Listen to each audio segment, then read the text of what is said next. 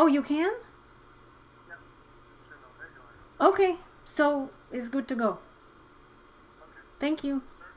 Okay, bye. Hey guys, how are you? Sorry, I wasn't sure if you could see me or not. Type in the chat. Speak. Call Oliver. I am speaking. How are you guys today?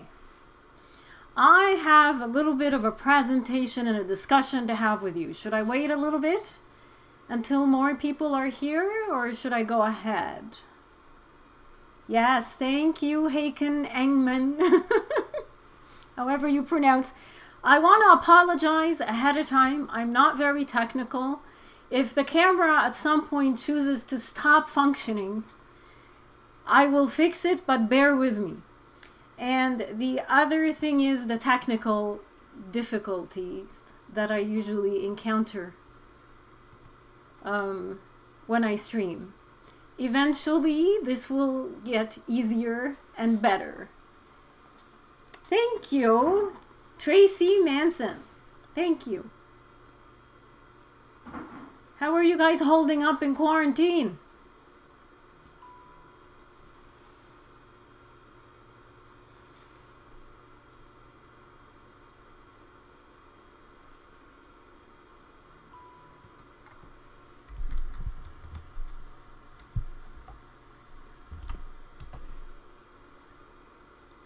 All right, so wanted to talk about extremists today.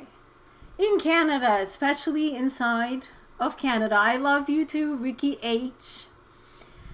In the description, I don't know if you can see it now, but in the description that's going to be attached to this video once we're all done, you're going to find a few links, probably 4 links, maybe more. One link is of a video of Daniel Boardman. If you don't know who Daniel Boardman is, try to search him. He, if you look up or if you follow the New Telegraph, which is a great news media source inside of Canada, he presents on it. He had a little bit of an issue with Aaron O'Toole. I'm not gonna get into it. It's not my story to tell, but I have linked the video that he went on recently with Laura Lynn, her YouTube channel, and he talked in detail about what's going on between him, Aaron O'Toole's campaign chair. So I'll leave that in the description for you guys to watch, so you can understand why I am talking about this and the names that I'm going to be mentioning. Because you're going to think I don't understand. Hey, Robin, OJ. You might not understand why I'm talking about this topic and why I'm mentioning these names. So that video, of all the links in there, I would start with watching that video because it's going to give you a base story. The other links, believe it or not, were extremely difficult to find.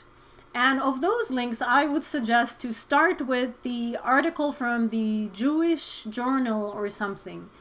Read that article, and inside of that article you're going to find a link for an entire PDF document that's about 36 pages long.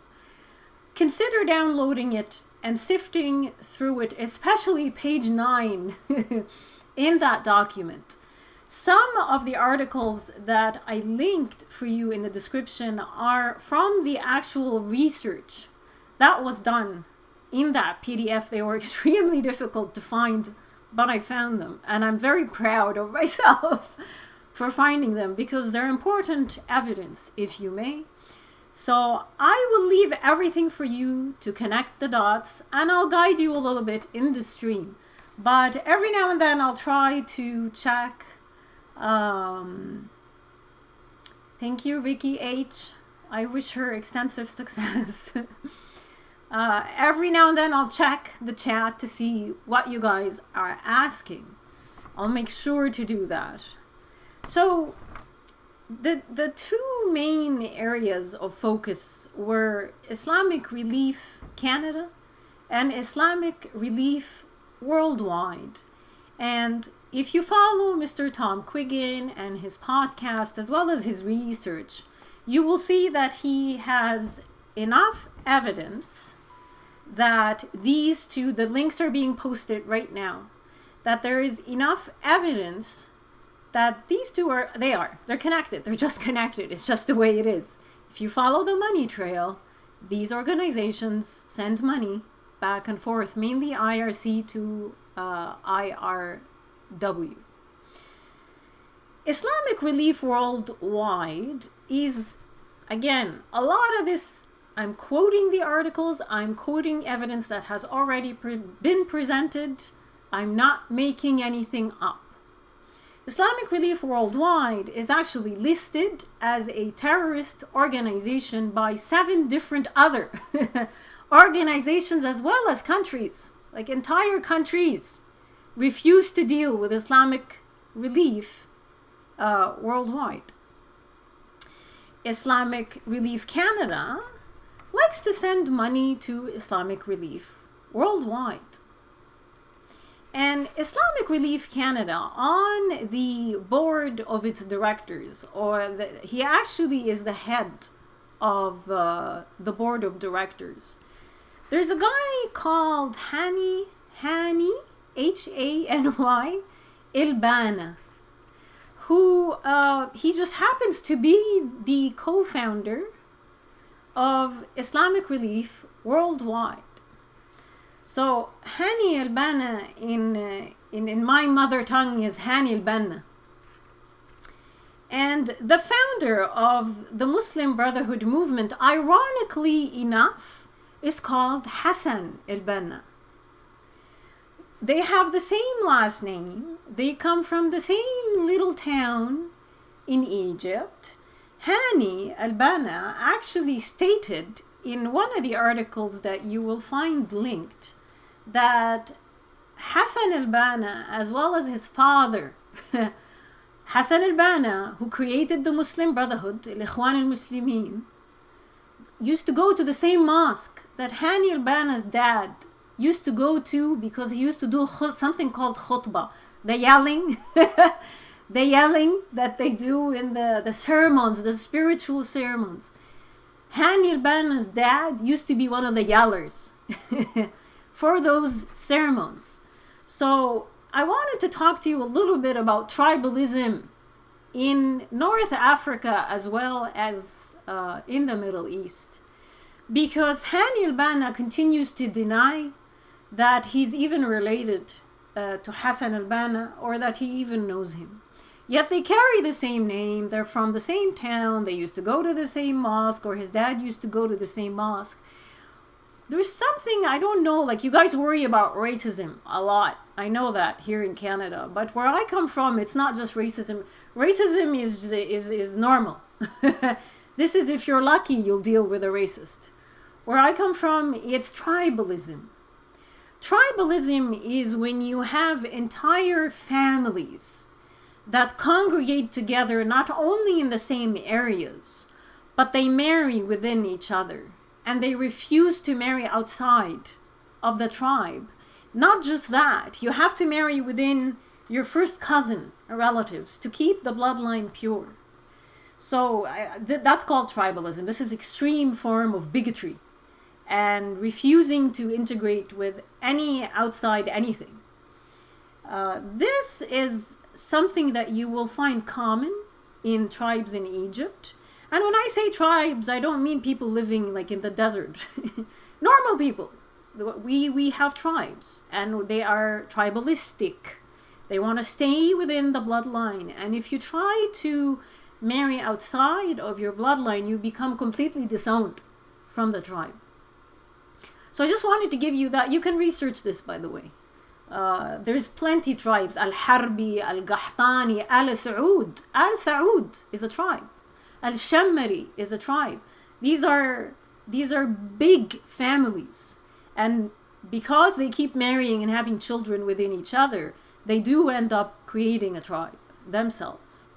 So just wanted to give you that background because of the amount of denying that Hani al-Banna does for Hassan, says that he is not related to Hassan al-Banna. I'm just going to check the chat because I feel like I'm just talking to myself. What do you talk about? Okay. Send me your phone number. Who is this Sheikh Fate? Okay. Here I am talking about extremists. Questions. Let me see if I can see any questions. No, I don't see many questions, guys. Anyway. Alright, so I guess I'll continue with my little presentation for you. So we talked about the founder of the Muslim Brotherhood, who is Hassan al-Banna. I'm not going to get into the Aaron O'Toole stuff because, like I said, it's in that video. So, Hani al-Banna. Let's go back to Hani al-Banna, who chairs the board of directors for Islamic Relief Canada. What did he say? He said about Hassan al-Banna that, oh yes, we talked about that he's not related. In an interview, like, this is an actual interview with quotes inside the articles that you will find linked. Hassan al-Banna, this is what Hani al-Banna had to say. Hassan al-Banna used to pray in the same mosque where my father gave al-khutbah sermons. He actually said that. That's a quote directly from him. Hani al-Banna moved to Britain in 1977, again from the articles that are linked, and he did this to study medicine.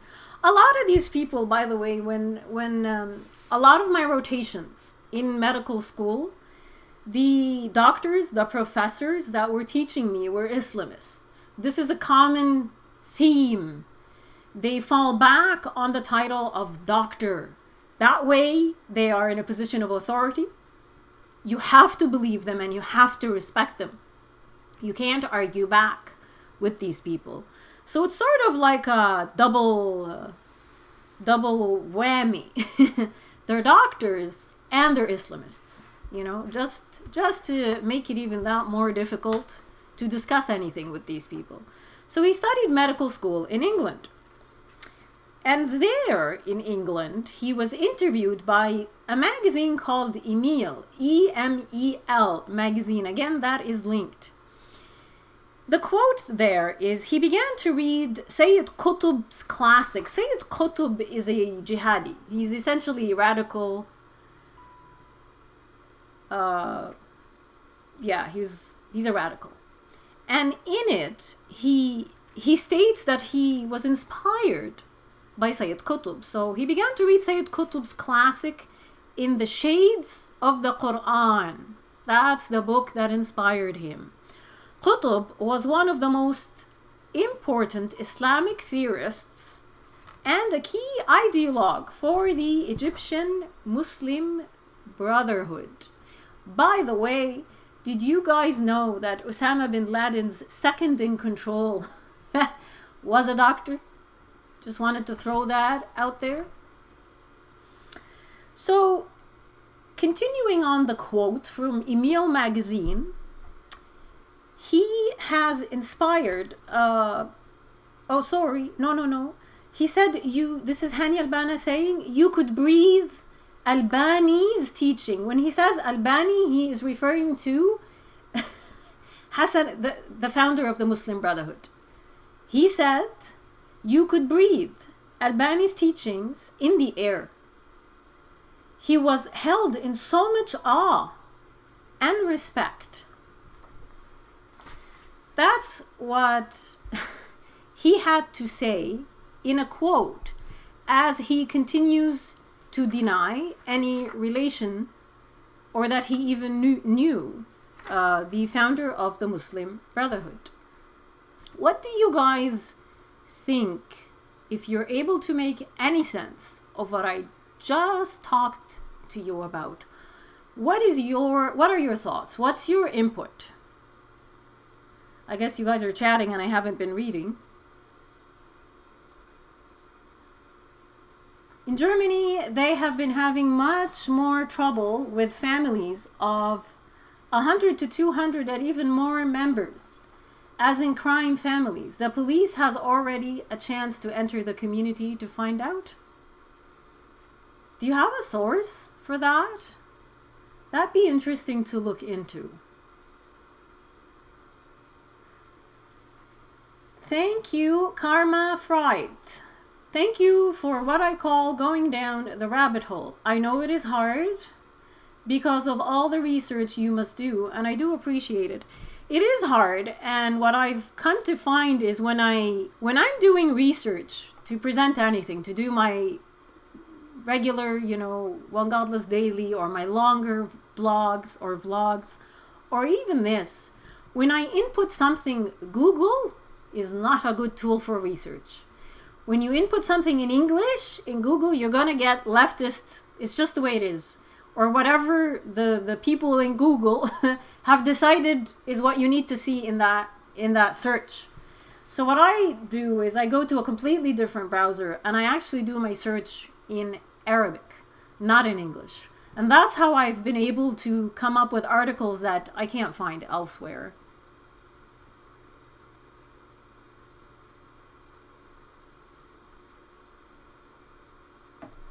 So, what do you guys think about your government screening right now of who's being let into this country?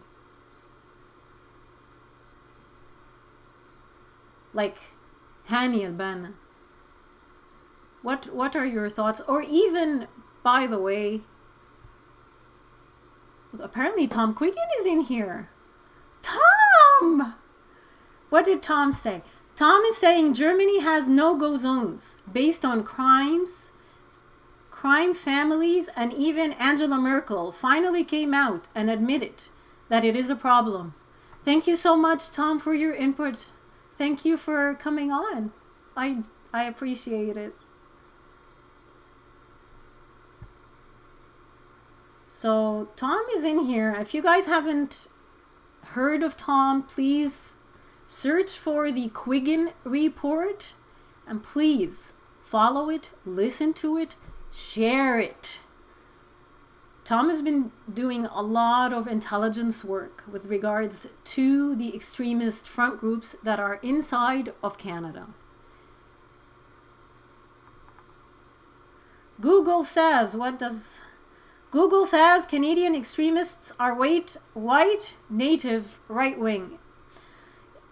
Like I said, I don't do any research with Google. Google is very biased.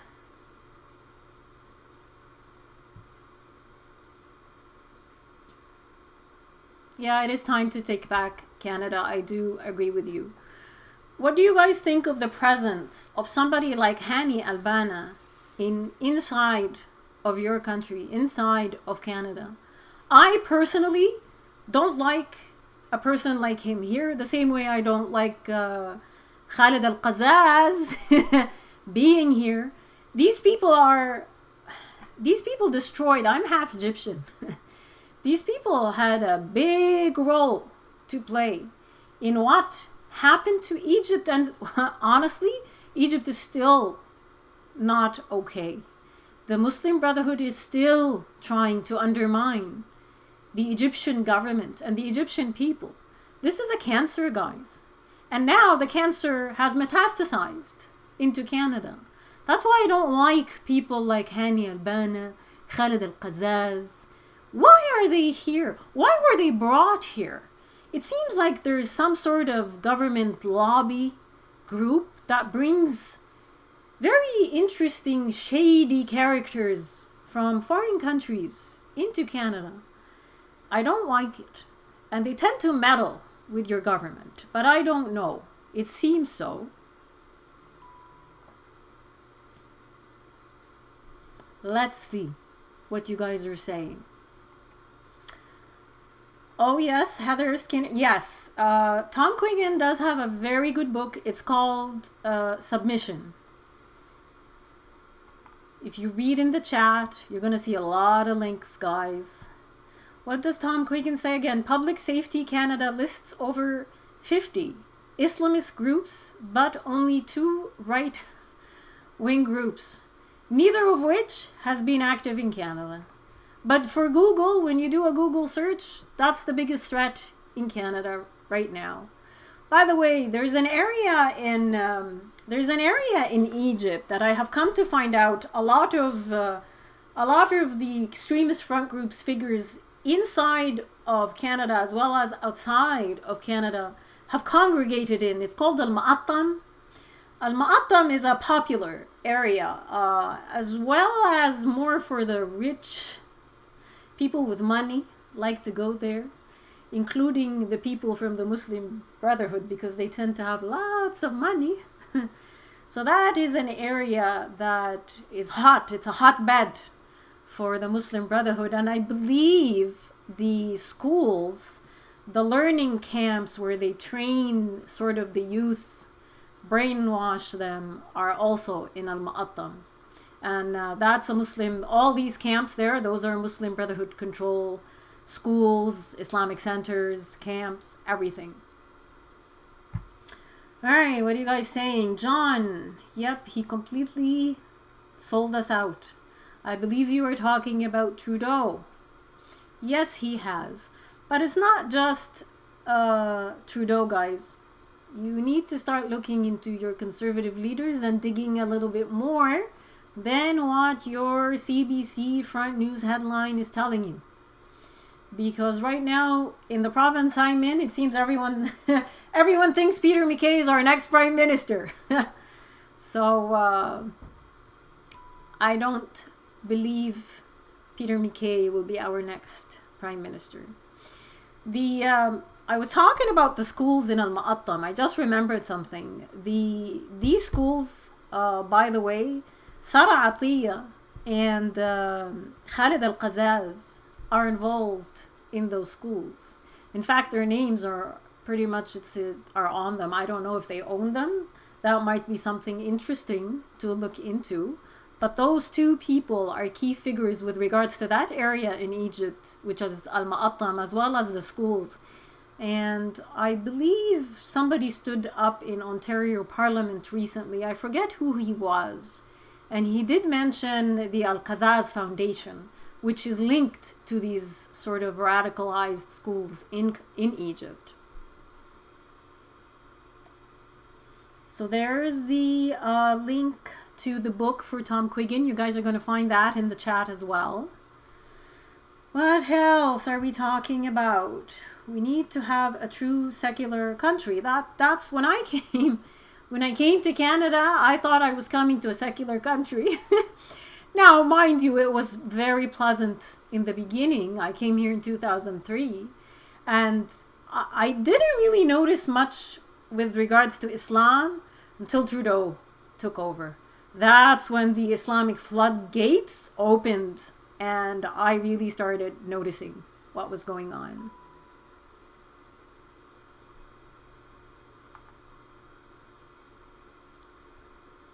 Irish stock. I'm sure Trudy's brother Alexander still resides in Iran.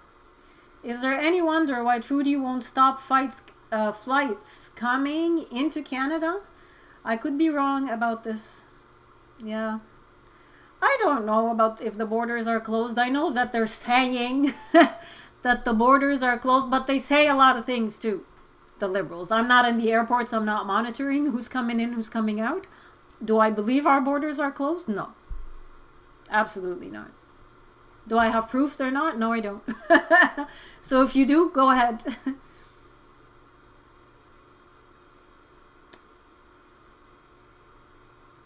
Robert Pollock, all the mainstream parties seem to be globalists. I don't know about globalists. That's not sort of my area, but Islamic political entryism has happened pretty much to every major political party that falls under your establishment. Why do you guys... I have a question. Why do Canadians not listen to ex-Muslims like me? Somebody tell me, please. Why? Holy moly, the names that I get called.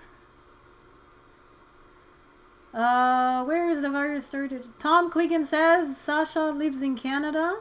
Sasha lives in Canada. Ah. That's interesting to know. I didn't know that. But he did work for Iran state-controlled media, which is Press TV, and he advocated for the media. So that's Tom Quiggin's response to that. Susu Nad says, here in Halifax, so much mosque spread and brainwashing kids. Yes, I know. I've seen the mosques in Halifax. They keep popping up. Not even mosques anymore. It's more Islamic centers. I'm like, Islamic centers scare me. Well, everything scares me because a mosque, I know what mosques are. They're not a place of worship. But the Islamic centers worry me because they actually pump, fairly severe brainwashing material onto the youth. Where's Daniel? Where's Daniel Boardman? I know you're in here. I don't see you.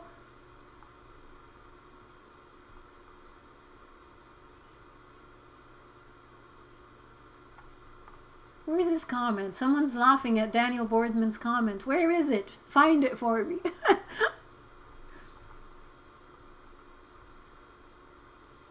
I'm half blind. I think I need glasses. Ex-Muslim in Britain. DNA water bag. Faye, the most gracious, knows about you. Do you know about her? No, I don't know about Faye. Where are you, Daniel? I want to find the comment. Daniel.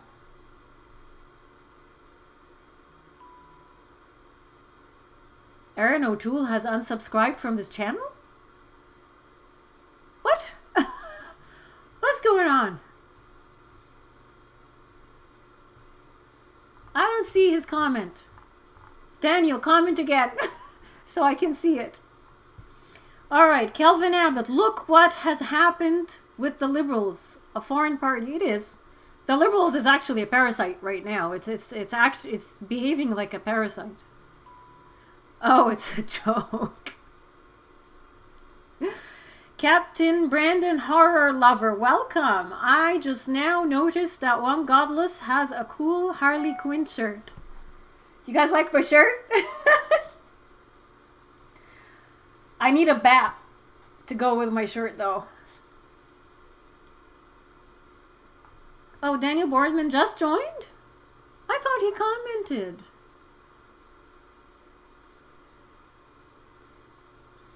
I'm not following. I'm like completely lost. I've got 5 windows open and I'm not a techie person. So you guys have to deal with me here. My presentation for the most part about the Muslim Brotherhood and the extremist front groups is done. What else do I have to say? We know Hani al-Banna is we know a lot of things about Hani al-Banna, but he keeps denying everything, and the links and the articles all show the proof to everything that he keeps denying. Do I like people like Hani al-Banna in Canada? And I'm very aware that I'm not Canadian, by the way. But I don't like Muslim Brotherhood shady figures, or what it seems like at least, in the country that I'm in, because they have done a lot of damage to my mother, my homeland, which is Egypt. And I want to ask you guys one more thing, which is, you guys know your culture, you guys know yourselves more than me. What else can I do to help wake Canadians up? What needs to get done to wake the masses up? Throw some at me in the window. Irish stock, one godless woman, nice neck. Thank you. What else? What? You seem extra lively today. What's up? Nothing. I like talking to you guys. That's what's up. I love you guys. You guys are a very big part of my life. So, what does Heather Skinner say? Why don't they listen to people like you? Good question. Some say you're just one voice and could not have been a true Muslim. Also, a lot of people haven't studied the Quran. No, they haven't. They haven't. They know nothing about Islam. A lot of the people defending, extremist front groups, extremist rhetoric that is very different from Islam. Like what the Islam that has been present in the West. The people like them, I just, they've ruined it. They've really done quite the number. Have you guys seen the video on Walid Soliman that's on my timeline in Facebook, by the way? That's an important video. Maybe I should link that too.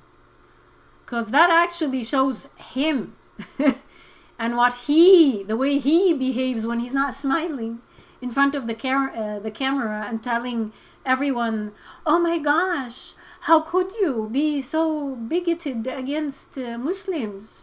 That's his rhetoric usually. That's not what's in the video. You guys should watch that video.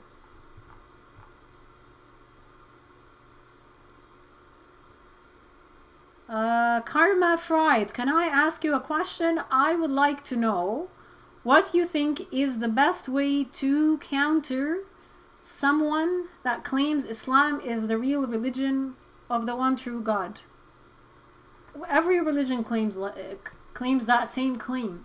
Every religion. Every ideology states this same, it's no different. So you can't just argue it for one religion. You have to argue it for all.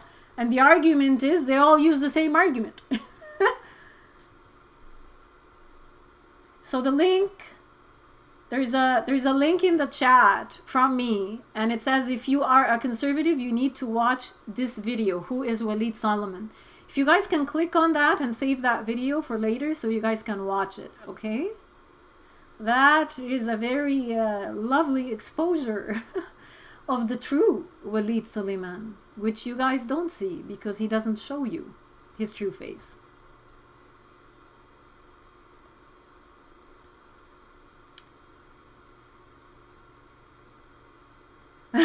So, Lig now is telling me, love ya, stay safe, get a big dog. Okay. Dogs are expensive. I kind of need money for that.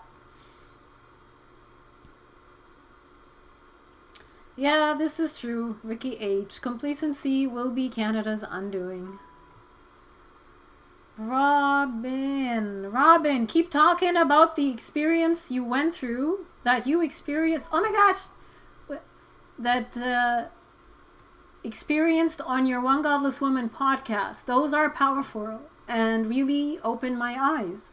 I can absolutely do that. I can do that. But you guys need to let me know what you guys want me to talk about. As I said, onegodlesswoman@gmail.com. I'm going to try to do these streams more often so I can get used to them as well. So if you guys want me to talk about something personal, I can definitely do that.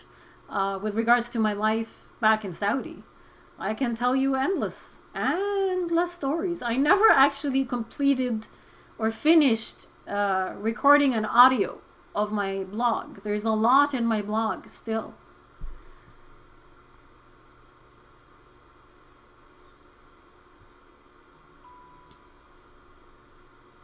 Daniel Boardman says, very interesting what comes on the screen at 3 minutes and 15 seconds of that video that is linked in the chat. You guys gotta watch it and share it with everyone. Cooper's friend, do we have a Canadian Gavin Bobby, the self-reported UK mosque buster? I don't know who that is. I gotta look that up. Maybe save it for another. Daniel, what happens at the 3:15 mark? Tell us. What is it? Where's Daniel?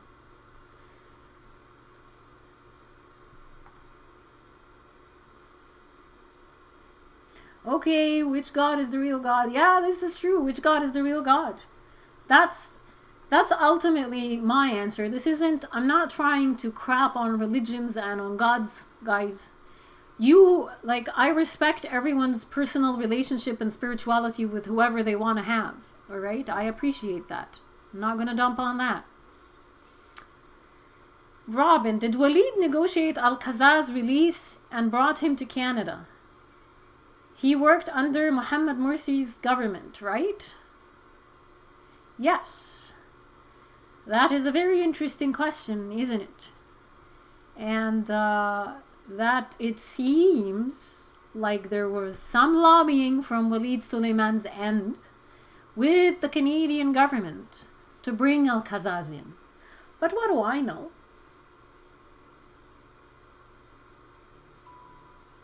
Do Saudi women want to escape like you did? And what's the percentage? High. The percentage is really high. The problem with Saudis, especially Saudi Arabia, is they have a lot of pride and arrogance. And they will go home and get beat to death, half to death, by either their husbands, their brothers, their fathers, whoever, right? Their kids even beat them. The son will beat the mother. But because we have so much arrogance and ignorance and pride, we never actually state what we feel. But I can tell you that when I was in the Dar al-Ri'aya prison, it was full. It was full. Hundreds of girls. Those are the ones that are in the prison. Imagine the ones that are imprisoned in their own homes. I don't know what the percentage is, but I can't imagine. It's high.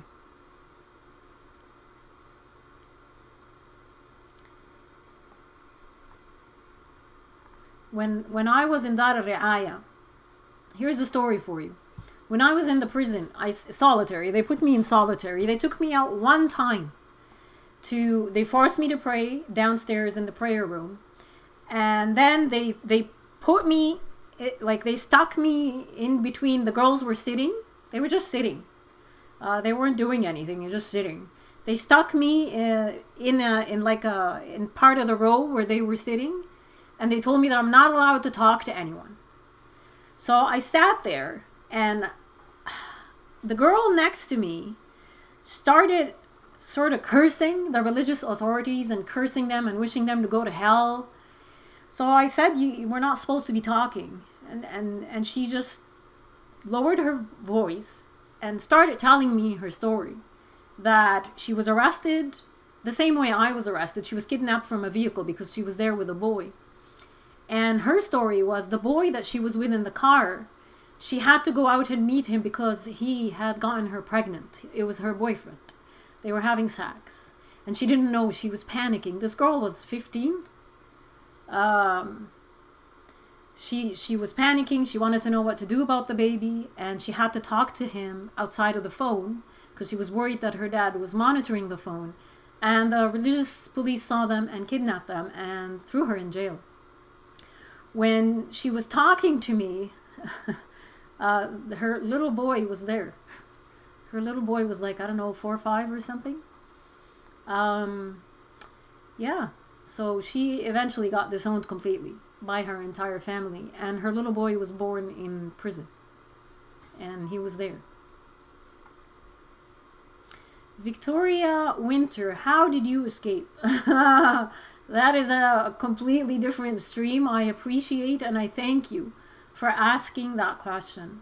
To sum it up, I planned my escape from the age of around somewhere between 14 and 16 is when I knew that I didn't want to live in Saudi anymore, that I had no future there. So I started planning my escape based on my schooling. I entered medicine and I chose a specialty program that had essentially no teaching program available in any Saudi hospital. So that way I guaranteed myself a scholarship.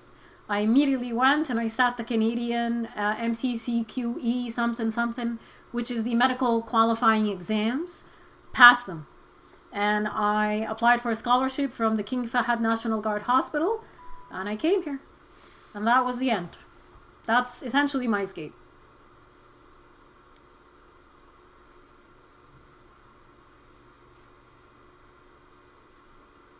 True Tech. See when the Saudi government Twitter account posted an image of a plane flying towards the CN Tower. They did, and I have that image in one of my YouTube videos. I can't remember which one it is. I'll try to find it. But they did do that. They did apologize afterwards. Who knows? Yeah, they're dumb. A lot of these people are dumb. I'm not going to say that they are terrorists, but someone tried to teach Canada a lesson and it just went really bad because the officials, the Saudi officials, actually apologized about that.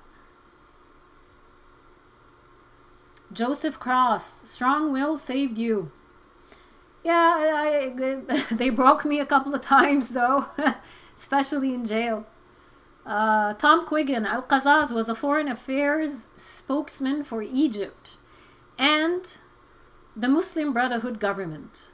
Omar Al-Ghabra also played a role in getting him out of jail. So there you go. Omar Al-Ghabra is a key figure in your government, guys. And every now and then I throw his name around here and I'm like, do you know who Omar Al-Ghabra is? They're like, oh no. I'm like, oh, okay. Because people don't know. People don't dig. Cole Oliver, tell people about Iran. Oh my gosh, what do you want to know about Iran? It's a mess right now. I have a lot of Iranian friends that live here and they have brought their family here. But Iran at some point, guys, was a democracy, believe it or not. Before, I think, I can't remember, 73, early 70s, Iran was a democracy. It was ruled by a Shah. Look at the pictures of Iran, of the women in Iran in the 70s. In the 70s, the Khomeini came in, something happened, who knows what it is. I didn't really dig into the politics. But the Shah left and Khomeini ruled after that. It was turned into an Islamic dictatorship.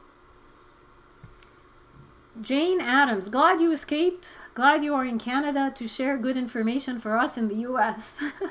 So am I. Oh my gosh, you know, I just went, in December, I was in New York. What a spectacular city.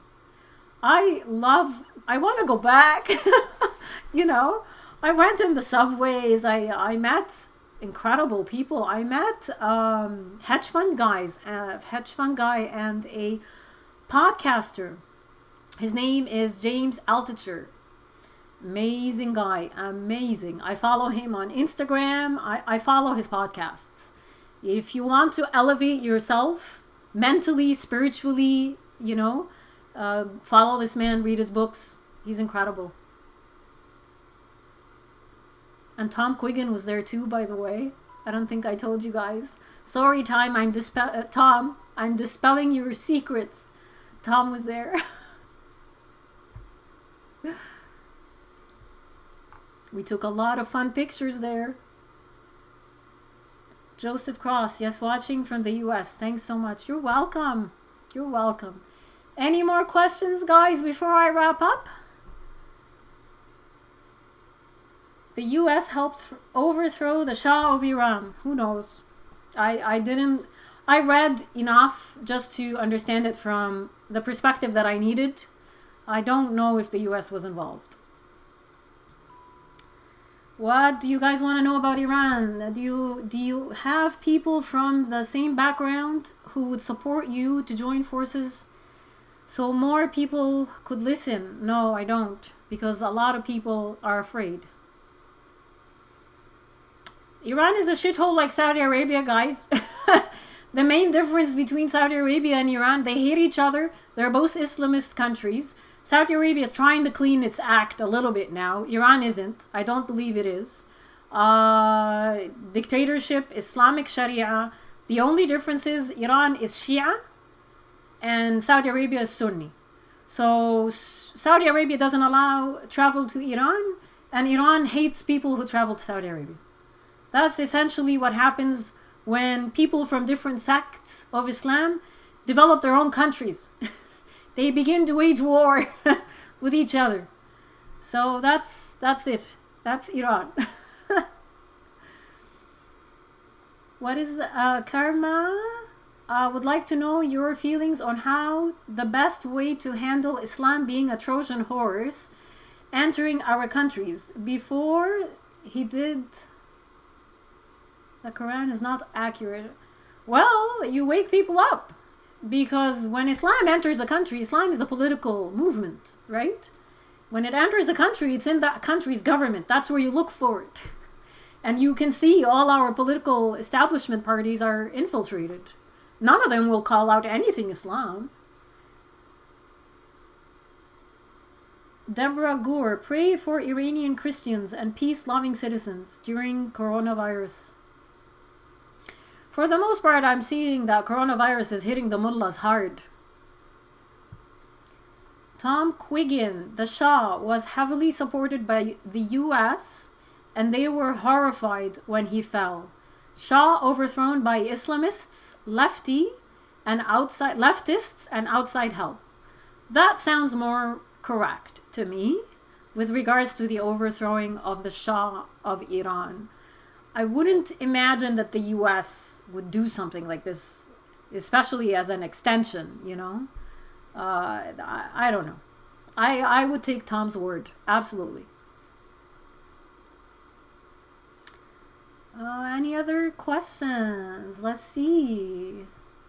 I don't been loved. I don't understand why some bash Tom Quiggin. Do you know?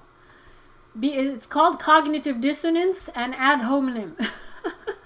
In short, people who cannot debate. Debate has etiquette. Now, I went to a finishing school and like I learned a little bit about debate etiquette. But when people don't know how to debate, when people don't have the knowledge to argue a specific point, they go below the belt. They start attacking and insulting you and your mom and your father and your son and you're a bitch. And that's what they do, and they will never address the issue. Kind of like Walid Soliman is doing, actually, if you think of it. He's been asked one question. Will he apply Sharia law to the gay, LGBT folk? Hasn't answered it yet. He has every other argument he's argued and called their names and you're attacking me and this is racism and anti-Muslim bigotry, but he hasn't answered it. So they deflect from the argument at hand by ad hominem attacks, as well as just, saying you're the problem.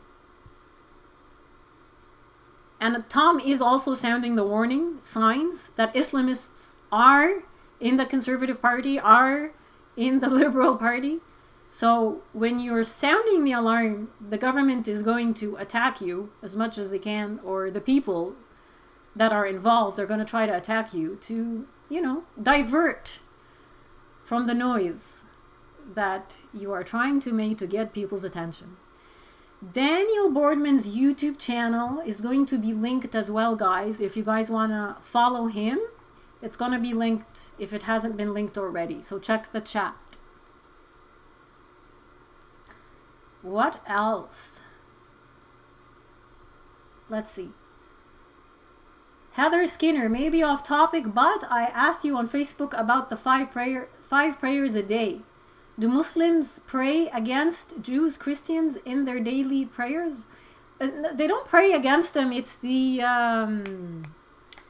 holy moly. What is the term? They recite phrases, surahs from the Quran.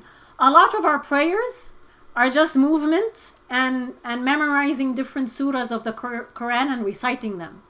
They're not wishing harm. Well, the Friday sermons are something else, the crazy imams. But a lot of the surahs in the Quran contain horrible hate, like hate speech against Muslims, against Jews, against infidels. So, Jane Addams, who is Tom Quiggin? I haven't heard of him. Oh my gosh, Jane.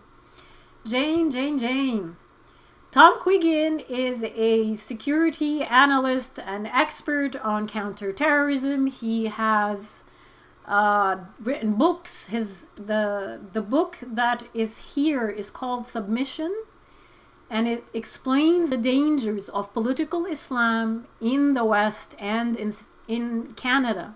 He has been working extremely hard to sound the alarm with officials inside of Canada to Islamic political entryism in the Canadian political parties, as well as the Muslim extremist front groups that are in this country. And I'm going to be posting the interview of Tom Quiggin with James Altucher. Remember I told you Tom Quiggin was with us in New York? I was with them when they recorded it. It was amazing. So it's going to be in the chat, that link. Hopefully you guys see it. You click on it, you follow, and you share. Please, we have to raise the level of awareness. We must. YouTube is fun to come in and chat, but like I'm trying to educate as well, right? So that the Tom Quiggin podcast with James Altucher has been linked in the chat, guys. Jane Addams, are his books available on Amazon? Yes, they are. And if you look up in the chat, James, the link to Tom Quiggin's book submission is also there. Okay? John Cheresna, do you believe in the COVID-19 numbers from Iran? No. No, I don't. Have you warned your friends and family? Have you guys warned your friends and family yet? And oh yeah, you know what else I want to ask you? Has anyone donated to Islamic Relief Canada? Anyone here, or do you know anyone who has donated to this charity?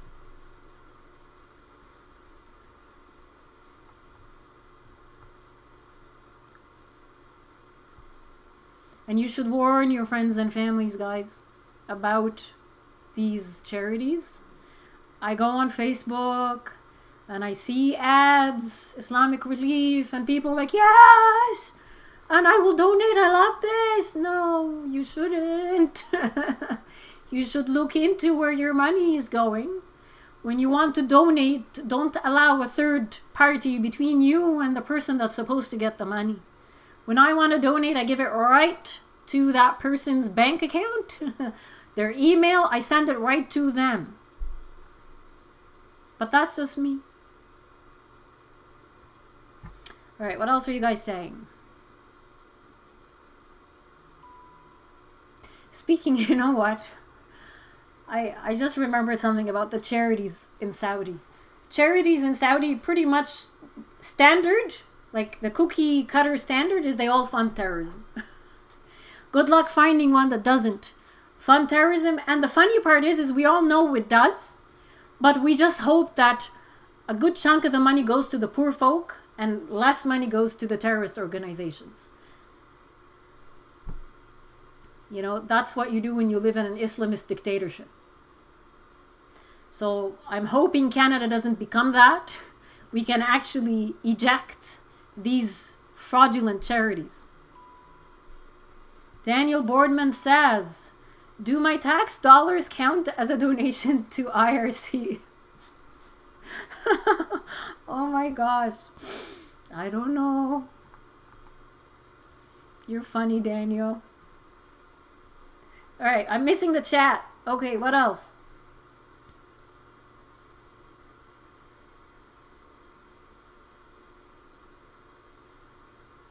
What else are you guys saying? I think that Facebook's spying on you and directing those ads at you. I've never seen those ads. It might be. It might be. You know what I do with those ads? I actually report every single one of them as a scam. And then it goes away. And then in a few weeks it comes back again. I can see the ad again. Go figure that one out. All right, guys. Thank you so much for attending the chat. I'm so happy. I was less flustered this time. I'm going to keep getting better. And I wish that you guys would click on all the links that you'll see. Please support Tom Quiggin. Please support Daniel Boardman. They're both being sued by extremist front groups because they are trying to sound the alarm. Have a great night, guys, and I can't wait to see you again.